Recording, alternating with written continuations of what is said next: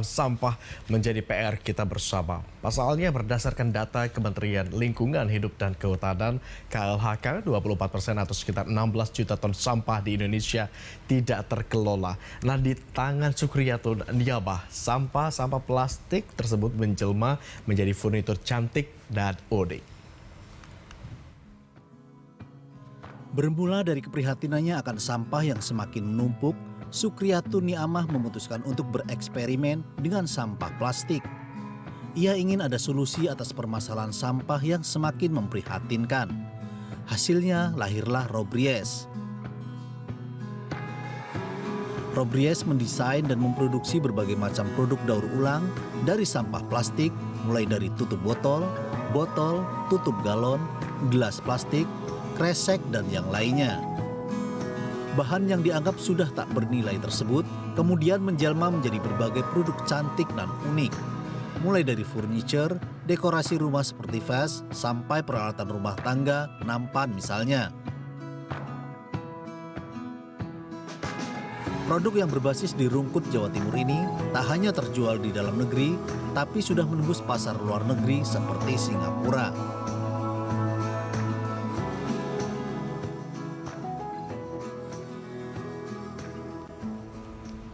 Nah, pemirsa, untuk mengenal lebih jauh produk unik tersebut, kita akan berbincang langsung dengan pendirinya, Sukriyatun Niabah atau biasa dipanggil Mbak Niam. Selamat pagi, Mbak Niam. Mbak Niam, terima kasih sudah bergabung bersama kami di Berita Satu Pagi. Kita sudah lihat tayangannya tadi bersama-sama. Sangat menginspirasi bagaimana konsen Mbak Nia mengolah sampah-sampah plastik yang boleh dikatakan ini tidak bernilai, tetapi kemudian dirubah menjadi karya-karya yang memiliki nilai jual tinggi. Tetapi bisa diceritakan gimana Mbak Nia awalnya bisa mendaur ulang sampah tadi menjadi produk yang kece gitu? Iya, oke. Jadi ide awalnya itu sebenarnya dari ketika saya kuliah ya. Kebetulan karena kuliah saya itu di desain produk gitu kan. Nah, saya udah punya concern nih gitu masalah lingkungan, masalah sampah gitu kan. Semakin kesini kok sampah plastik ini makin mengkhawatirkan gitu ya kondisinya gitu. Terus sebenarnya coba nih sama teman-teman gitu kan, penasaran seberapa banyak sih sampah yang kita hasilkan gitu. Sama teman-teman kosan tuh coba kita ngumpulin sampah plastik gitu kan. Ternyata nggak sampai seminggu itu tuh udah numpuk banget gitu, kayak udah kayak pengepul nih kosannya gitu. Terus kayaknya kayak apa sih kendala gitu ya, kenapa sih kok masalah sampah plastik ini nggak selesai-selesai gitu. Saya ikut komunitas gitu kan, main ke TPS gitu kan, main ke bank sampah gitu.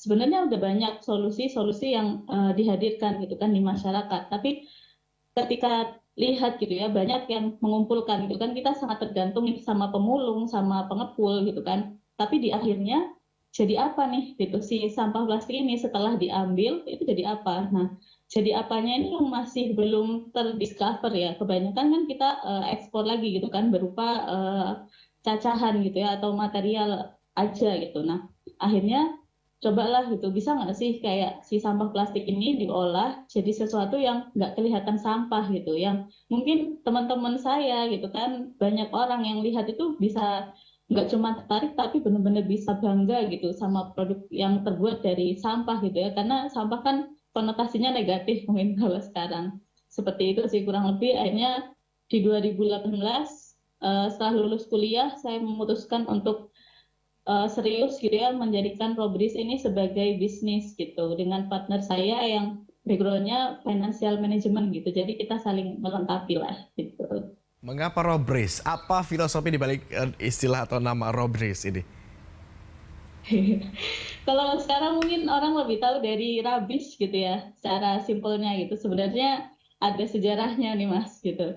Robries itu dari hasil eksperimen ketika kuliah dulu gitu ya di kosan. Itu kita nemu metode untuk pengolahannya itu di oven gitu, di roasted gitu. Jadi Robries itu dari kata roasted bottle home accessories gitu. Ah, roasted bottle artinya botol yang dibakar menjadi home accessory atau aksesoris rumah gitu ya. Iya. Oke, kalau ini bicara tadi kita lihat juga dari tayangan diambil dari tutup botol atau mungkin juga bahkan tutup galon dari botol-botol plastik begitu. Artinya memanfaatkan begitu banyak sampah plastik yang sudah ada. Sempat punya catatan Iya. tidak? Sudah berapa banyak sampah plastik yang kemudian didaur ulang oleh Robris? Oke. Sejak kita start di 2018 akhir sampai di 2022 ini, kita sudah mengolah sekitar 58 ton sampah plastik gitu. Dan target kita di tahun depan kita akan mengolah sekitar 400 ton dalam setahun. Dalam 1 tahun, sorry, kita coba konfirmasi lagi, dalam 1 tahun bisa berapa ton sampah plastik yang diolah, yang didaur ulang? Untuk saat ini itu dalam setahun sekitar 30 ton. Di 30 tahun ini ton. aja. Gitu. 30 Oke. ton. Oke, jumlah ini tentu tidak sedikit. Sempat kesulitan atau tidak dalam mengumpulkan sampah-sampah? Terlebih kan itu kita dipilah dulu mungkin sesuai warna atau sesuai dengan bentuk. Ada proses filtrasi atau tidak?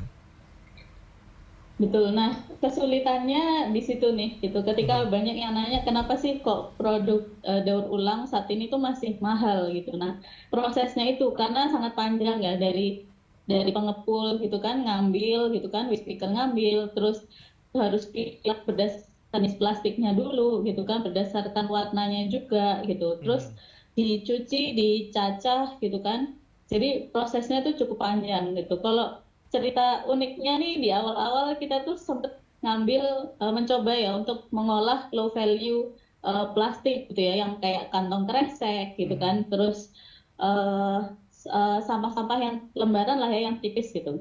Itu kan biasanya datang dari pengepul tuh bal-balan besar gitu kan.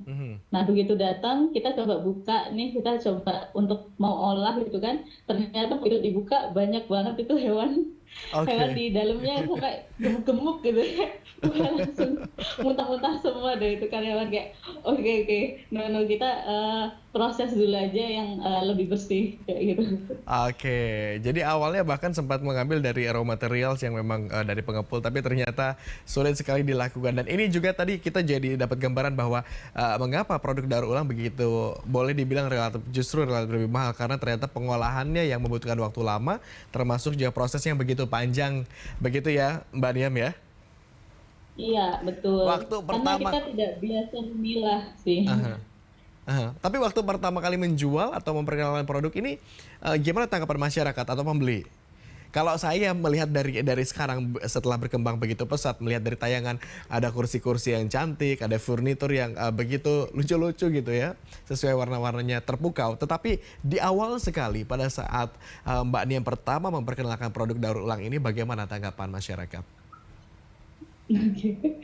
Ya tentu kalau di awal-awal di 2018 mungkin awareness tentang sampah plastik gitu ya daur ulang tuh nggak sebesar sekarang gitu ya, awareness orang-orang. Jadi ketika pertama kita pameran tuh juga kayak apaan nih gitu kan produk dari sampah gitu, dan mungkin di awal juga kualitasnya belum sebagus sekarang ya, jadi orang juga agak kurang lah gitu, dan juga apa ya kayak ya tadi ya karena mahal gitu. Kenapa kok aku harus beli furnitur dari sampah plastik gitu. Nah, akhirnya kita agak sedikit berubah cara komunikasi gitu ya untuk memasarkan produk gitu. Jadi kita kayak benar-benar kita di display gitu kan produknya. Kita nggak bilang nih kalau ini tuh dari sampah plastik gitu. Akhirnya orang tertarik kan karena menarik gitu, produknya unik gitu kan. Maksudnya secara visual gitu ya, secara bentuk gitu. Akhirnya datang terus ini apa Mbak gitu, tanya gitu kan, ini dari marmer ya atau dari terrazzo?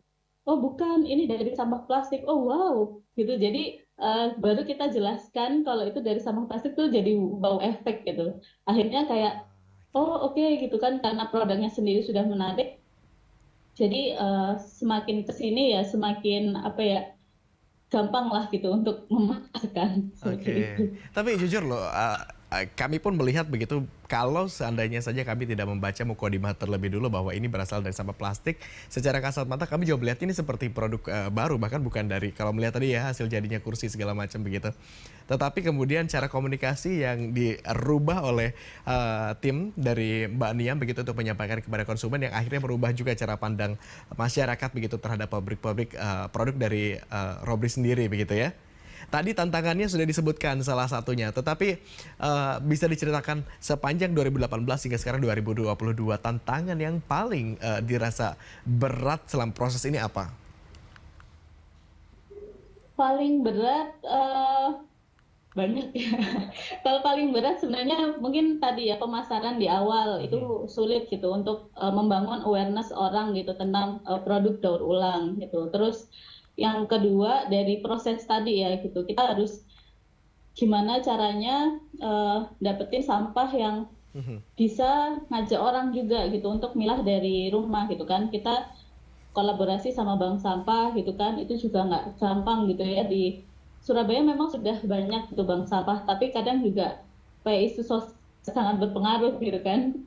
Kadang kayak tiba-tiba tutup gitu kan. Terus ketika pandemi kemarin tuh justru mereka berhenti untuk memilah sampah gitu. Padahal sampah plastiknya makin banyak gitu.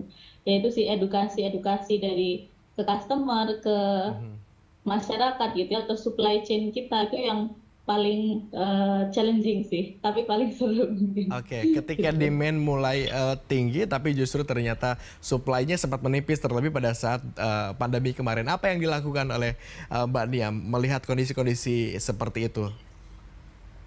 Hmm. Kalau sekarang sih kita ini ya apa namanya stok gitu kan. Jadi karena Oke. alhamdulillah setelah berproses gitu kan kita pindah-pindah gitu kan gudangnya numpang-numpang terus akhirnya kita punya pabrik sendiri itu kita stok gitu. Kita stok gitu kan safety stoknya tuh berapa kira-kira gitu. Jadi kita nggak yang dadakan gitu kan tiba-tiba harus cari kayak gitu. Jadi carinya mungkin udah sebulan sebelum pengerjaan seperti itu. Jadi seperti itu sih kita lebih ke manajemen produksinya ya yang Sekarang diatur. sudah terkalkulasi begitu berapa yang dibutuhkan, Hmm. berapa permintaan begitu ya. Tetapi untuk pembuatannya sendiri ini mengikuti keinginan pasar atau memang pihak Robri sendiri menyiapkan produk-produk yang memang dirancang sendiri begitu kemudian dipasarkan? Oke, kalau kita sebenarnya ada basic lembaran ya, gitu. Jadi lembaran seperti multiplex, tapi itu dari recycle plastik. Nah itu kita jual lembaran untuk proyek arsitek, interior, atau mungkin orang bisa untuk top table atau bar gitu ya, lapisan bar kayak gitu. Nah ada juga yang memang koleksi kita sendiri gitu. Nah cuman kalau sistemnya sekarang kondisinya Loris tuh marketnya, demand market itu lebih tinggi daripada kapasitas produksi. Jadi sistemnya masih PO gitu, waiting list gitu ya, antri gitu untuk sekarang. Oke, luar biasa sekali. Berarti sekarang sampai banyak sekali permintaannya, bahkan waiting list. Ini juga apa namanya yang baru kami tangkap. Artinya sekarang Robris tidak hanya memproduksi produk-produk furnitur jadi, tetapi juga raw materialnya juga dijual seperti lembarannya begitu ya? Iya, betul, betul. Oke, selama proses ini dapat dukungan dari siapa saja. Kami percaya bahwa support system pasti tentulah ada di dalam setiap proses pengembangan usaha ya. Hmm. Maaf, dukungan gitu ya. Iya. Ya, pertama tentu dari orang-orang terdekat ya. Sebenarnya ketika memulai setelah lulus gitu kan, itu juga agak berat gitu kan buat saya kayak mau kerja apa bisnis nih gitu. Terus akhirnya dari teman-teman kuliah gitu kan, teman-teman kampus tuh banyak yang ngedorong, mana nih Robris nih gitu, masalah sampah nih makin gede ini, ayo dong Robris dong gitu, makin eh, jalanin ini buat cari solusi kayak gitu. Akhirnya oke, nggak mungkin nih sendirian gitu kan, carilah teman ya, kebetulan kita teman SMP SMA dan tapi backgroundnya saling melengkapi gitu kan, kita punya concern yang sama gitu kan, masalah lingkungan gitu kan. Terus kita coba jalan gitu ya, memang di awal susah ya untuk dapat support dari semua orang gitu kan, nggak semuanya positif gitu, tapi kalau kita bisa akhirnya buktiin nih loh, kita tuh nggak cuma apa ya kayak sarjana ngurusin sampah gitu, tapi ada nilainya gitu, ada hasil yang oke, bagus gitu kan, menarik gitu. Akhirnya mulailah kayak dari keluarga gitu kan, Oke. support dari teman-teman. Ada kayak oh oke, aku harus ngurangin sampah nih, oh oke, aku harus milah sampah dari rumah gitu. Jadi itu yang seneng banget gitu. sempat tidak membangun jalur komunikasi dengan instansi atau pemerintah. Kalau kita tahu kan ini upaya yang dilakukan oleh Mbak Niam juga sebetulnya masuk dalam program-program penanggulangan sampah. Harusnya ada dukungan juga dari pihak terkait. Bagaimana Mbak Niam kemudian membuka jalur komunikasi dengan pemerintah dalam ini misalnya? Hmm. Pemerintah sebenarnya banyak komunikasi juga ya, dari DLH juga sempat ke tempat saya gitu kan, sempat ngobrol-ngobrol gitu kan, gimana sih implementasinya ke kota gitu kan, bisa nggak sih jadi public furniture mungkin atau seperti apa kayak gitu. Cuman memang realisasinya nggak mudah ya gitu, butuh proses lah, apalagi mungkin dengan birokrasi ya kan, nggak tiba-tiba kita kayak langsung bikin kayak gitu. Nah, banyak sih obrolan-obrolan juga, mungkin dukungan lebih ke ini ya, regulasi mungkin, terus tadi pembinaan atau apa namanya, support untuk supply ya, untuk bank sampahnya gitu. Kalau di Surabaya sendiri kan ada bus Surabaya yang bayarnya itu pakai sampah plastik. Nah, sampah plastiknya yang setelah dikumpulin itu tuh apa ya, kayak di semacam di trading ya, tapi kita nggak bayar gitu ke siapa pengolah daur ulang yang mau ambil sampah dari hasil bis Mbak itu Niam, kayak gitu. terakhir rencana ke depan yang akan segera terwujud dan masih direncanakan seperti apa? Mungkin bisa di-share kepada Oke. kami. Rencana ke depan kita sedang expand gitu untuk kapasitas yang lebih besar gitu ya, untuk menjangkau pasar ekspor yang lebih luas lagi. Dan mungkin kita dana yang masih akan setahun atau 2 tahun untuk keliling Indonesia, kita edukasi masyarakat gimana cara dan proses daur ulang dan memulai bank sampah lebih banyak lagi. Baik, terima kasih atas kebersamaannya Mbak Nia bersama kami di Berita Satu Pagi. Tentu niat Terima baik harusnya kasih. juga berbuah manis juga, menghasilkan sesuatu yang baik pula. Harapan demi harapan, tentunya juga harapan yang baik. Mudah-mudahan bisa terakomodir segera. Terima kasih atas kebersamaan Anda, Mbak Niam. Selamat pagi. Terima kasih sudah menginspirasi kami semua.